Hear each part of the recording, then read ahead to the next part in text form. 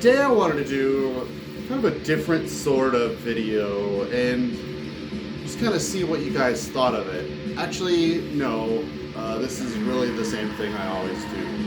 A collection update. I feel like such a lazy bastard because all I do is collection updates anymore, so for that I'm sorry. But I've got some really nice choice cuts here in the mix today. And I'm also kind of excited. I've got a desk. Solid wood desk. Moving on up out in the country here. So cheers to this desk and cheers to you for your enjoyment of my bullshit. Before you ask, yes, this is the 68th video that I have shot wearing this Darbulia shirt. I'm sorry. Yeah, nice choice stacks of stuff here of kind of all different ilks. I hope this video finds you well. In the background, for your listening infernal pleasure, I hope the levels are all pretty good for you. We're listening to a band called Dark Tribe. The album, Archaic Visions. Hey, I like it when the album title is something that I can pronounce in my native tongue. So Dark Tribe are a black metal band from Germany. Very infernal, dark, very kind of chaotic. At times they'll sound quite a bit like Catharsis, who I just introduced Simon from Explosive Action to this week. You checked out World Without End. That album is fucking top-notch perfection. Anyways, this is about Dark Tribe.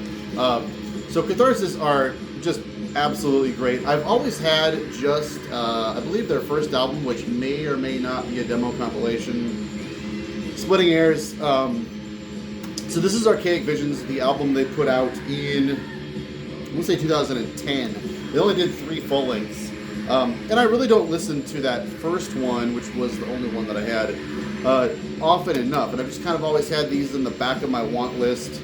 I never picked them up. And that's just kind of what I've been doing. I'm just kind of getting stuff that I can find on Discogs for $3 to $5 or so and get them in. And I'm really shocked that this band never really caught on much bigger than they did. So I hope you enjoy this in the background. It's really cool. Every song is kind of, it's hard to anticipate what it's going to sound like. They have, even though their tool belt is really, really limited, they aren't working with any out of the ordinary, out of the box kind of ideas, but they're pretty creative in ways of just kind of articulating that infernal sound with lots of different tempos. Sometimes it's just absolutely blasting. Sometimes, like right now, it's kind of slow and noodly. So it's kind of all different sorts of stuff. I really like these guys, and I picked up this one and the album that precedes it, called In Geras Punta. That's an album title. This is a horror, just what a boring album cover, so not a whole lot to look at there. This one, though, has been the one that I've listened to the most often. Not really sure why, but the way that I found out about the Dark Tribe, actually, was a friend of mine, Andy, who ran the label Rusty Axe, was a big supporter of Satan's Almighty Penis back when we were active. And he told me that he loved my vocals, and that I sounded a lot like the singer from Dark Tribe. And I was like, okay, I gotta check those out. And I think he was really spot on. I'm not just being facetious, but he really nailed it. I really like the singer. It sounds fucking infernal. Not to say that not to toot my own goddamn horn. I'm gonna do that later. But yeah, In Geras Punta, Archaic Visions, Dark Tribe. Have at it, folks. Couple more CDs, shall we? I visited a record store that I hadn't been to in a couple of years, not too long ago, and this was absolutely a pity buy. Bloodthorns, Onwards into Battle. I recently picked up another one from them not too long ago. Can't really remember which one it was, but yeah, Norwegian kind of deathy-ish, doomy-ish black metal band. This was a band that was never really great, and it always seemed like they were going to go the route like a lot of those late 90s napalm bands did. Like, I don't know, like they would have like one great album and then move on to being like cyber technological black metal or something, like, I don't know, Dismal Euphony or something like along those lines. But Bloodthorn, like, as far as I'm aware, never did. They just kept on putting out like the most painfully mediocre albums you could think of. And there's a charm to that, and I thought this was worth picking up for a couple of bucks. Like, everything else in that store was like European power metal stuff from 2005 to 2010 or something. It was just like a real slice in time that I was just like, boy, this Time Warp didn't turn out very well. But this is kind of a solid release. I like it. It's okay. I think these guys are really good at writing guitar riffs. I really like that about them. I'm not sure if I showed this off yet in a video or not, but picked up the Stormkeep CD. I thought I was getting like the double CD bonus version or something. Apparently I missed out on that. I might download that bonus disc or something like that. But the almighty sought after Tales of Other Time. Pretty good. Yeah, I would say it's overhyped, but like that isn't any fault of the album whatsoever. It's the fault of people who don't know how to discover more black metal bands on their own outside of Instagram. But this is fucking awesome. It's just a total parallel mirror image of late 90s black metal. It's a homage, tribute to Scandinavian black metal of all sorts, and it's fucking awesome. I haven't really listened to it as much as maybe I expected to, but my listening has been kind of all over the place. All fucking over the place. It's kind of feeling really cagey about my black metal and my death metal kind of stuff. Bouncing around from genre to time period to era to artist. In and out, just really kind of all over the place. Not really sure why, but like this is kind of an indication of what that's all about. I got this like quite a while ago. Fossilization, he whose name was long forgotten. But I forgot to show it. Everlasting Spew put this one out, and I think Melanie Loves Death Metal sent me this copy of this on the cheap. She runs a distro, Born Dead Collection. Shit is cheap as fuck. Everything's priced to move, and I love it. She sells a lot of releases that I was kind of maybe I'll pick that up. She runs these coupon codes on her IG that like 50%, 35% off sometimes, 20%, all the time. So you can pick up killer releases for like under $10, and I love it. Melanie, I appreciate what you're doing big time. So Fossilization, I believe, are this South American, maybe two-piece project, really doomy kind of death metal kind of stuff. And ordinarily it would take more than just a description like that to pick my interest, but this is fucking colossal sounding, devastating. It's just a fucking big, booming, morbid sounding death metal release. Man, it's just got excellent production to it. I've been really, really enjoying this thing and looking forward to what they are going to put out next.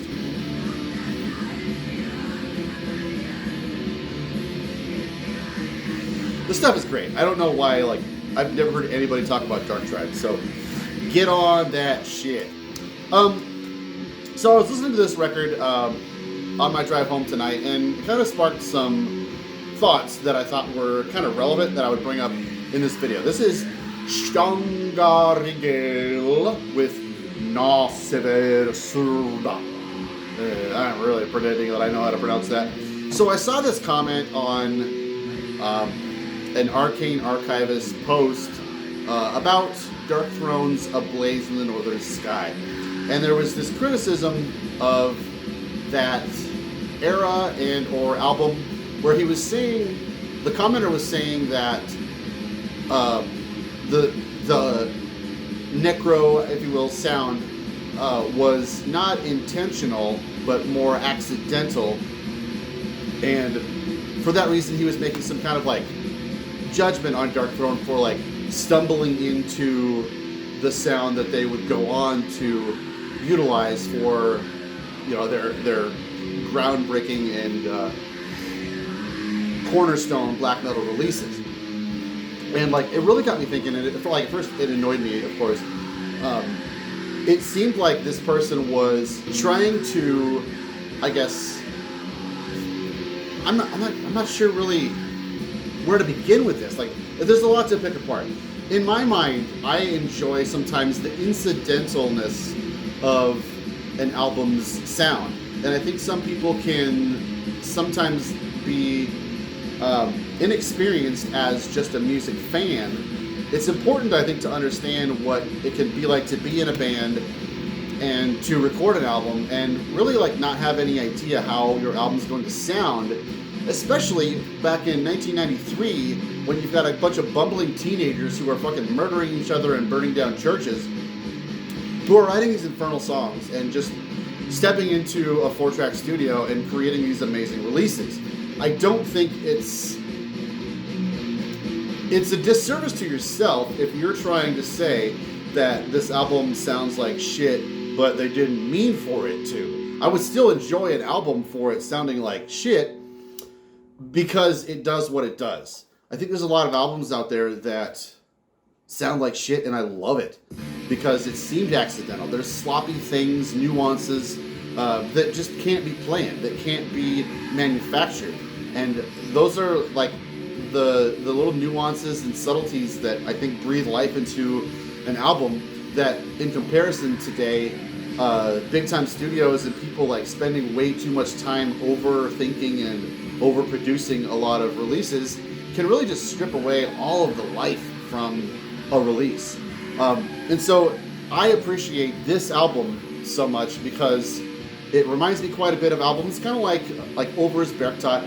There's a lot of like acoustic interludes going on here and there, but it harkens me back to the 90s, stylistically of course, but even more so how incidental the sound quality is.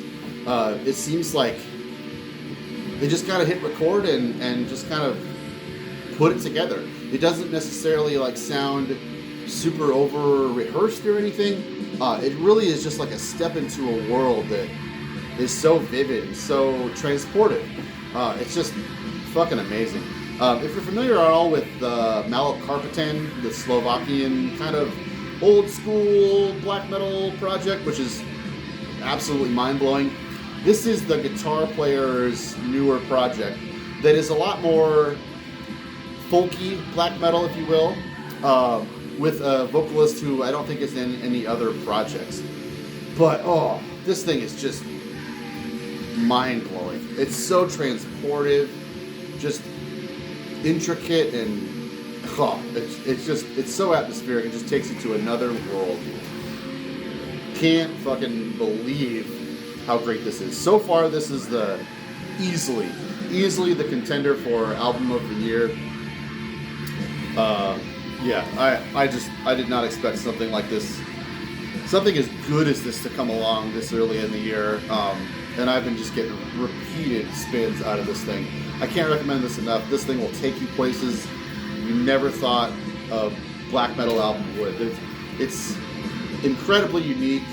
There are a lot of bands, like, I am so annoyed and like overwhelmed right now at how many good black metal releases there are. I fucking hate it. I'm sick of good black metal. It's all fucking good. It's all impressive. And I'm honestly kind of like shocked that we've come to this point of stagnation where like there's so many different little micro genres just burgeoning out on Bandcamp every few weeks. It's driving me fucking nuts. So I haven't really been able to like focus or even visit black metal very often. And I know that this is like on par with a lot of other releases out there that are just coming out, churning out by the pound. So when I step back into some of my favorite kind of black metal little niche genres, it's so refreshing and so satisfying and rewarding to find something as awesome as this. Absolutely love that thing. So, another CD. So I was playing this in my last collection update. Imprecation with Theurgia Goetia Summa. I've been listening to this a lot.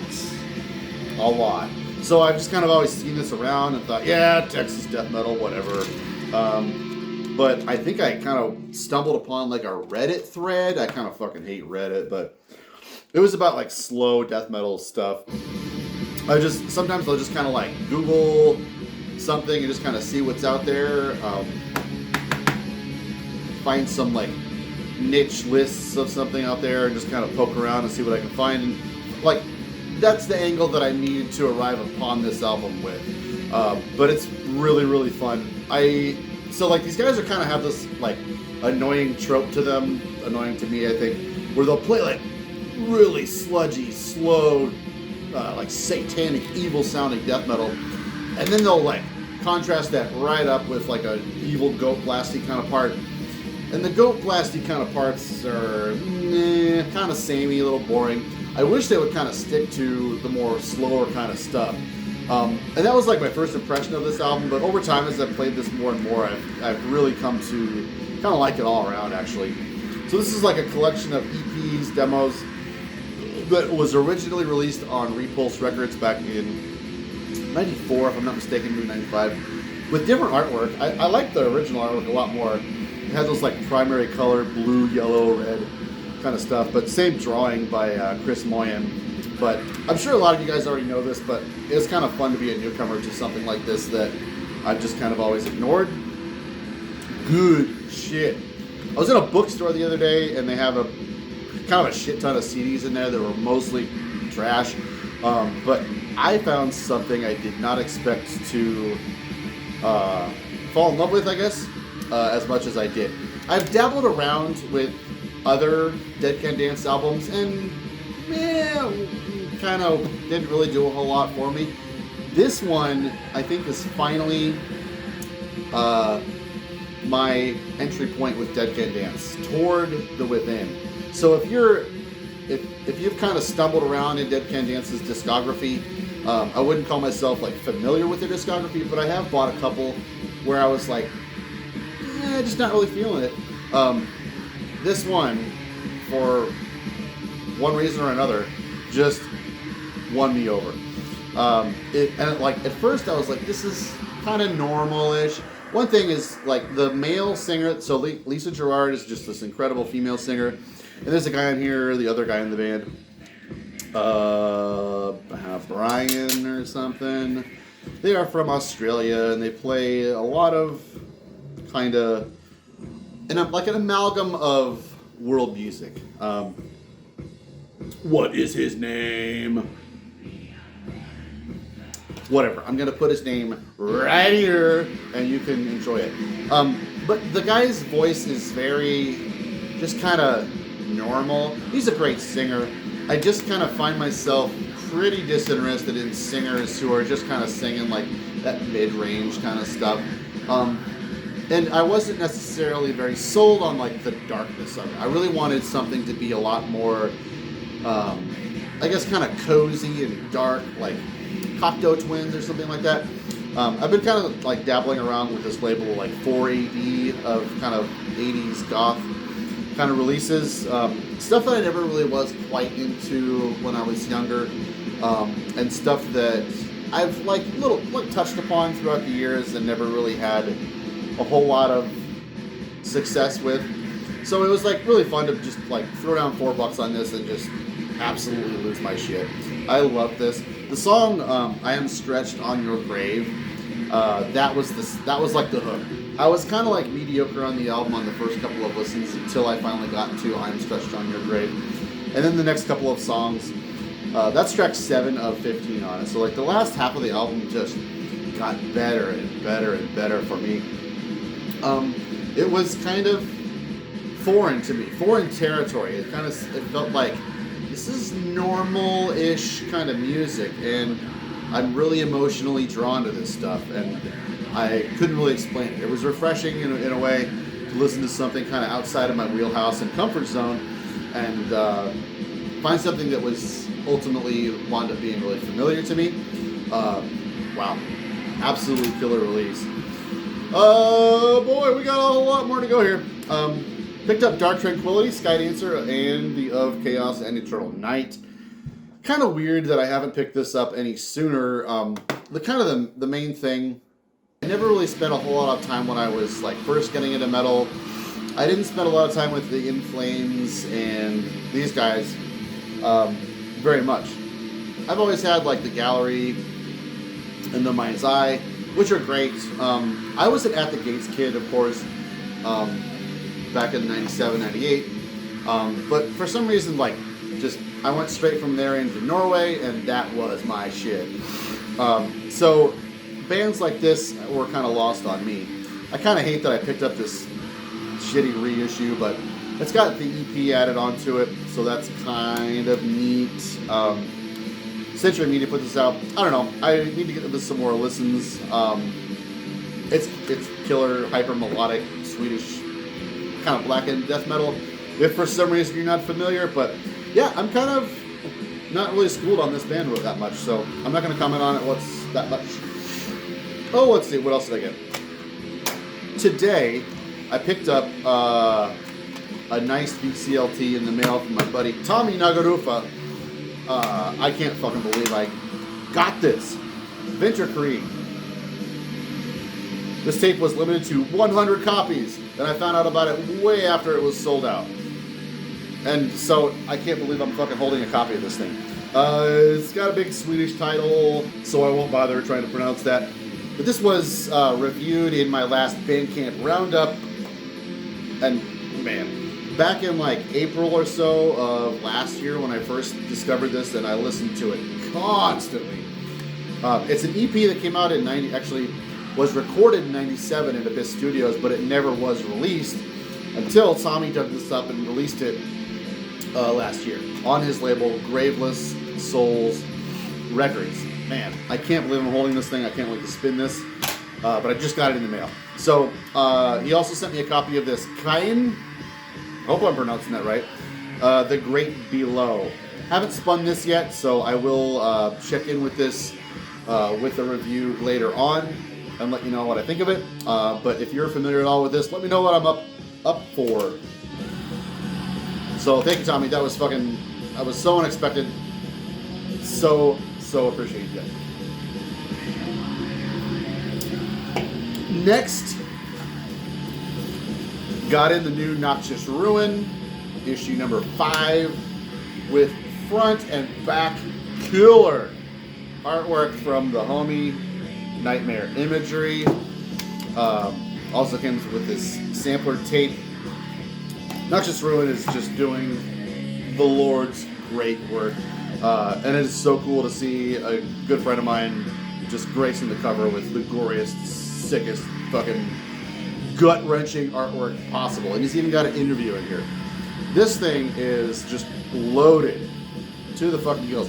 If you're the kind of guy, like, I'm not gonna lie to you. I pick up a zine, and if I don't have time to like sit there and read through all of it, I'm just gonna flip through the pictures and look at the dirty logos and the nasty pictures, and just drink it in and go, yeah, it's fucking awesome.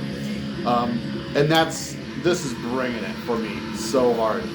It's all color, super high quality print on this thing. I don't know if we would call this a hardcover or not, but super well put together with tons and tons and tons of artwork. It's like maybe 35% just like full prints of different artists, which is kind of like hard to endure because this is the kind of stuff that I would love to throw up on my walls. But the rest of it is like interviews and reviews and articles, some of them by Ken from Ken's Death Metal Crypt. There's Nightmare Imagery's interview. Tons of little niche things in there. In fact, I'm kind of tempted to try and see if he's interested in seeing if I could write for some of the stuff. But little kind of check-ins with a lot of younger death metal bands. Just a ton of kind of just killer stuff that I wouldn't otherwise be exposed to. And artists that I wouldn't otherwise be exposed to. Love what he's doing. And I'm kind of working my way through this sampler. But like, I was 3 tracks in on this sampler, and I was already like, I've got to listen to that demo and buy it on Bandcamp. This Novichok, I think it is, the first track on here. Fucking awesome. And then he's got Infested, Decrepipsy, Hyperdontia. I love their old stuff, but I'm not really feeling that new one. But just, yeah, tons and tons of killer shit on there. I don't know if this issue has sold out yet, but whatever. I don't know, a couple more CDs, a couple more LPs. Dude, I picked this up last weekend. Look at your Really's Prophet of the Last Eclipse. Is this my favorite power metal band? Quite possibly. Yeah. I don't know why I took so long to pick this fucking thing up, but this is just the most grandiose, theatrical, memorable, catchy power metal ever fucking written. No, okay, Lost Horizons Awakening the World is my favorite power metal album, but this, along with King of the Ancient Forest, just one, like, top three releases there.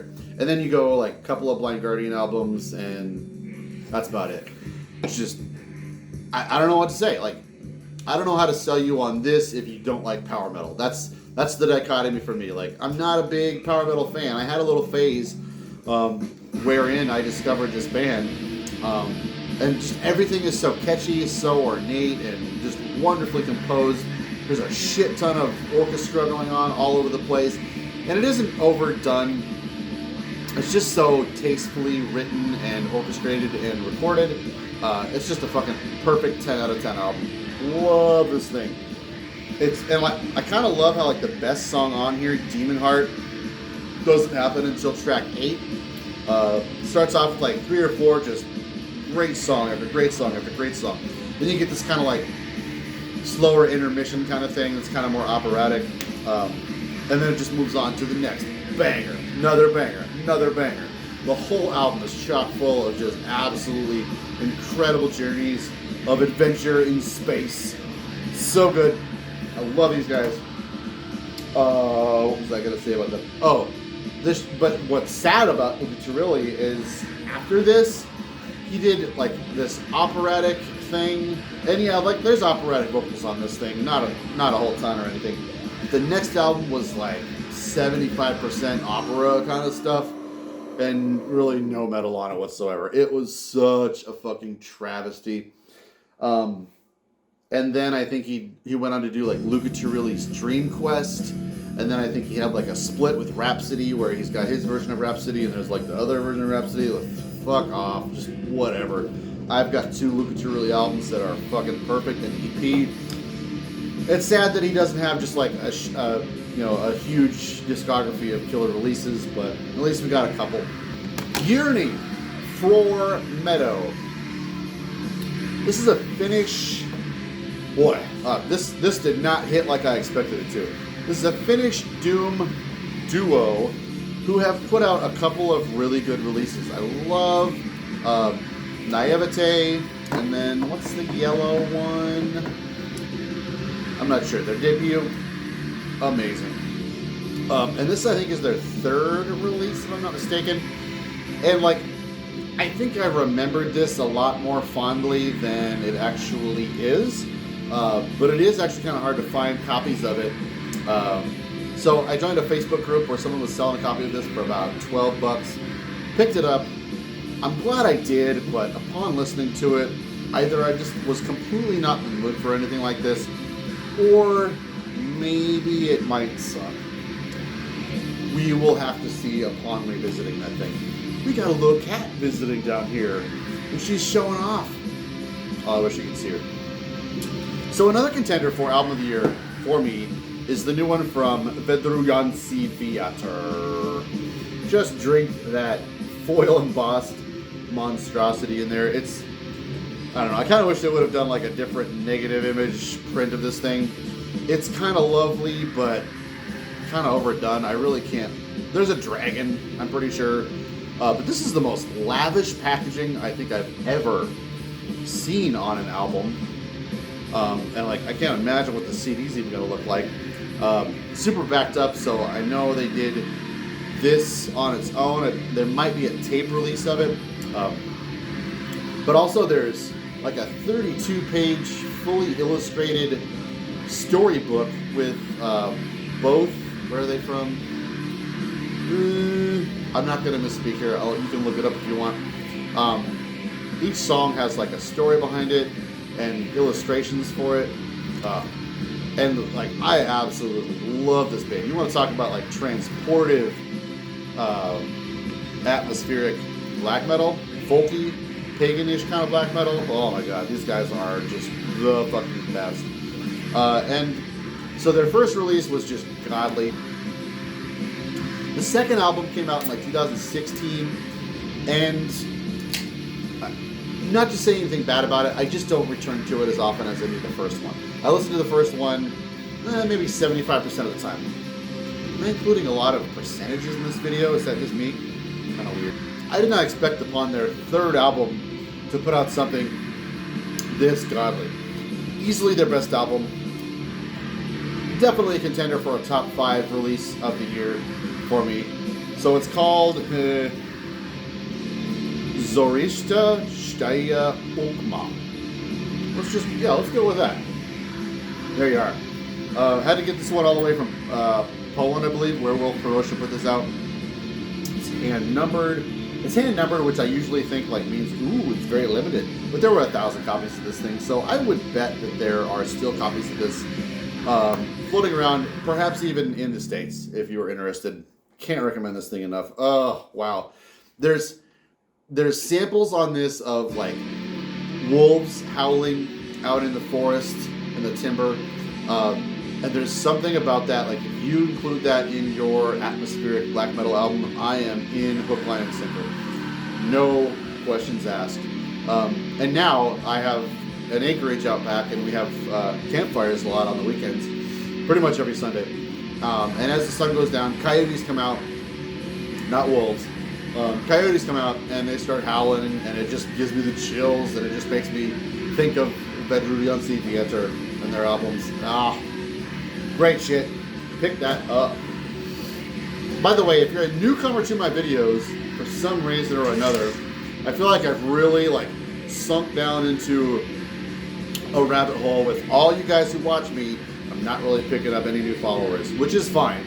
I love that I'm off in like super niche land with the nerds, and I'm not drawing anybody in here who's going to be just like throwing down on a Wedrujacy Wiatr digipack, having not heard anything like that whatsoever. But so, speaking of nerds, this is so cool. The band is called Inferno, which I know that's not the greatest black metal band name I've ever heard of either. But these guys were from Italy. This is their only release, and I want to say this came out in 1999. The album is called Abyssus Abyssum Invocat. Artwork's kind of cool there. Drink that in. What you're getting here is an alchemy that absolutely should not work whatsoever.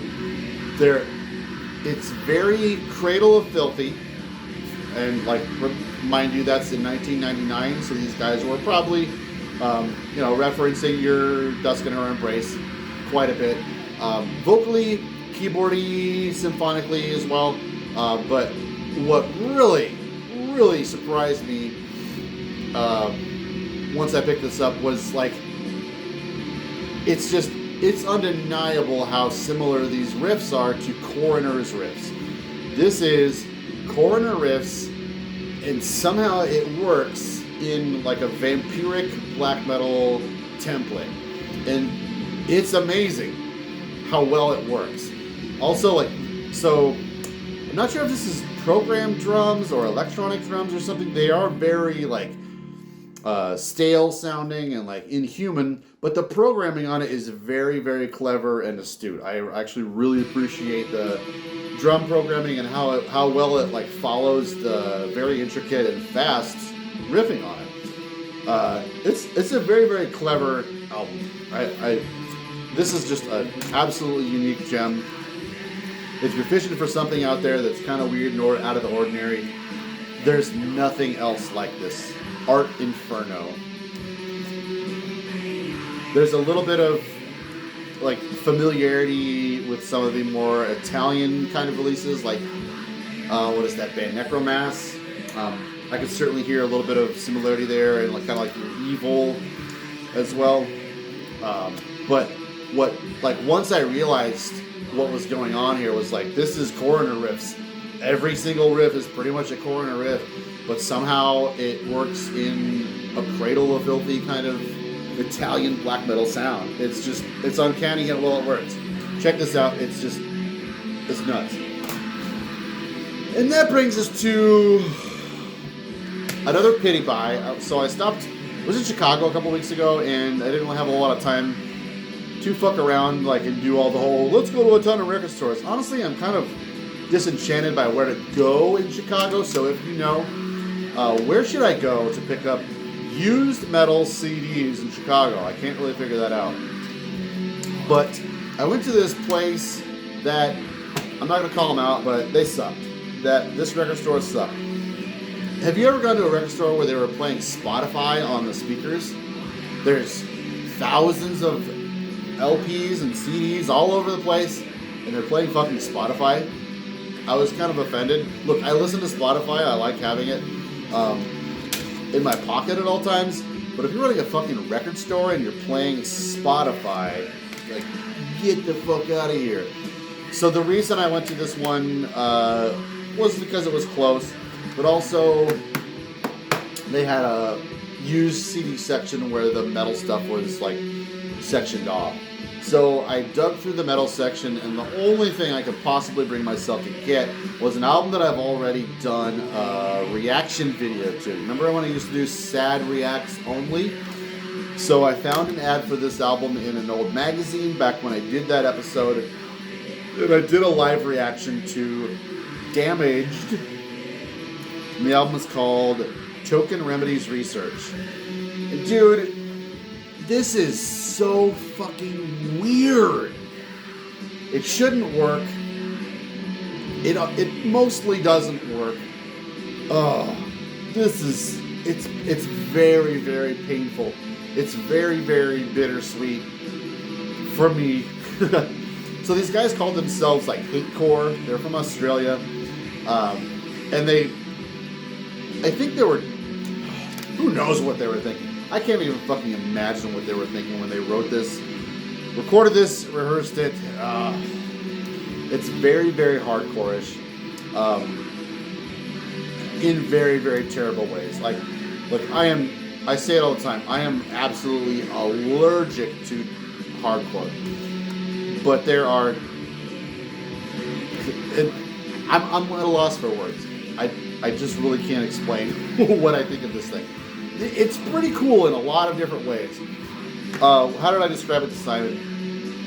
I think I said it sounded like Phil Anselmo got too drunk or something. I don't know. The vocalist is absolutely god fucking awful. Unbearable. He really nearly ruins the whole album. The musicianship is fairly interesting, and it is not lost on me how innovative this thing actually is. I know there's a lot of charm about it for its time period, and that's completely lost on me because I'm very new to this album. I don't regret buying it at all, but it is a tough fucking pill to swallow. Rotten Records put this out in 1997, so if something that sounds kind of remotely like a more violent hardcore sounds good to you, with a vocalist who just needs a couple bullets in the head, oh, check this out. You'll love it. So I've got a couple of, how should we do this? 3 LPs, 1 metal, 2 not. Let's leave the metal for last. I don't want to alienate you guys just yet. And I will be very, very shocked if anyone who watches this channel will know what this is, or if they wound up, I fucking hate these sticky fucking sleeves. If they wind up listening to this and appreciate it, I would be absolutely floored. But one of my favorite movies is called Liquid Sky. And the soundtrack to this movie was something I could not put down for years and years and years and years. Eventually, I kind of forgot about it. I haven't seen the movie in probably 5 or 6 years. And I hadn't listened to the soundtrack in probably 10 years until this came my way. My friend, who I haven't seen in a really long time, we used to be best friends. We used to hang out every weekend. Moved to Arizona years and years ago, but he started up a vinyl distro. Mostly electronic music. I think there's kind of a lot of... Well, if I went down this rabbit hole, I would be totally speaking out of my element, and I won't even bother. Mostly electronic, 80s kind of synthwave vinyl, which I know is kind of a huge thing. And it's been cool to see him start up a vinyl distro, but like I don't know anything about any of the stuff that he's carrying. But he's actually been talking to me about carrying some Flowing Downwards releases, which has a band that I love on it called Sadness. And Sadness, this has nothing to do with this album. I'm going to stop right here and just end tangent. This is a soundtrack to the movie Liquid Sky by Slava Zuckerman. So this movie came out, I want to say, in like 1986, and it is bizarre. It's got a lot of kind of New York hip dance scene, kind of queer themes about it, but it's about a space alien landing in New York City and like entering the dance club scene. A lot of like kind of strange sex scenes and stuff. It's very, very bizarre for its time. And the soundtrack was done by the director, kind of like a John Carpenter kind of thing. But the soundtrack is nuts, and I love it. So it's finally been re-released on vinyl. It's weird for me to see someone like appreciate this soundtrack as much as I always have. It is... I have no reference point for what this soundtrack is like. It's... like, it's just the weirdest big bong keyboard programming, kind of random sounds. It's very structureless. It's very unmusical and amateurish, and that's all of that is what I love about it. It's so fucking fun and weird and alien. So I had the soundtrack on vinyl. So my best friend who runs that label sent me this out of his distro, and God, it's been so fun to revisit this, especially to have it on vinyl now. I've forgotten how much I just absolutely love this soundtrack and movie. I'm not really a fan of like soundtracks on vinyl really whatsoever. Obviously, I think 99% of my vinyl collection is metal. So it's cool to step out of my comfort zone with the vinyl and put something on that's been a revisit blast from the past. So, like, really along those same lines, I did not know that this had been re-released on vinyl, but this is one of my favorite punk albums, Suburban Lawns, 1981. I'm going to say punk, but I know, like, 99% of you guys are going to listen to this and say, that's not punk. Well, I beg to differ. These guys were Southern California new wave, and I love this stuff. The drumming is really clever. The vocalist is cute, and like Sue Tissue is the singer. She's not on all of the songs, so some of it is sung by, I think, the guitar player. But all the songs are just like jumpy, catchy, fun, awkward, and weird. And like until this was, well, probably still, until this was recently re-released, it was completely out of print, and copies of this went for like thousands of dollars. So I was just in the record store the other day and saw this on the wall and was just like, yep, you're coming on with me. So fun.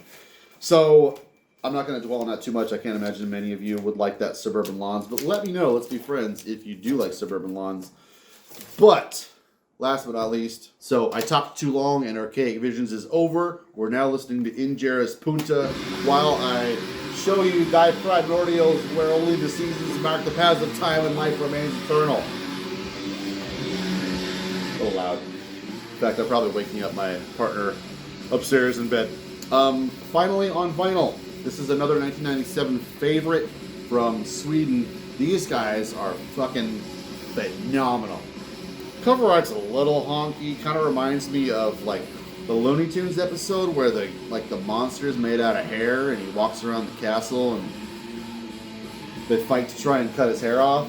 I'm really good at tangents. Drop me a comment down below. Let me know your favorite tangent of mine. So I'm a little confused about their discography. I want to say they recorded under Ishgal Trollmana, and that album was shelved. And then they released this one as their debut, and then went back and released their Under Ishgal Trollmana album. So it's not actually their debut. Like, if this were a true debut for the band, it would be pretty fucking impressive. This one is amazing, and all the releases they did after it are just godly Swedish melodic black metal. I was a little leery of picking this up because it's on Black on Back. And their pressings can be kind of shite. This isn't great. It kind of sounds not the best. And the artwork is definitely just scanned from the booklet. Nothing really out of the ordinary on it. They just kind of blew up the picture, which, yeah, it's a little half-assed to me, but I don't know. I couldn't pass on it for about 16, 17 bucks. Killer release, though. Yeah, check out that one. I will get out of your hair now. It's been a little bit too long, but it's been nice checking in with you. We are up to date as of now on all of my collection inbox. So, take care. We'll see you next time. Woo-hoo! That was a great video. And it was made possible mostly by me, but also thanks to the never-ending, undying love and support of my Patreon subscribers, some of whom are...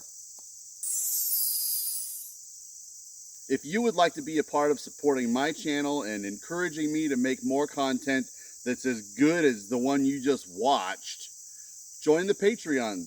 It's $6.66 a month, and I would appreciate your support. Thanks for watching either way.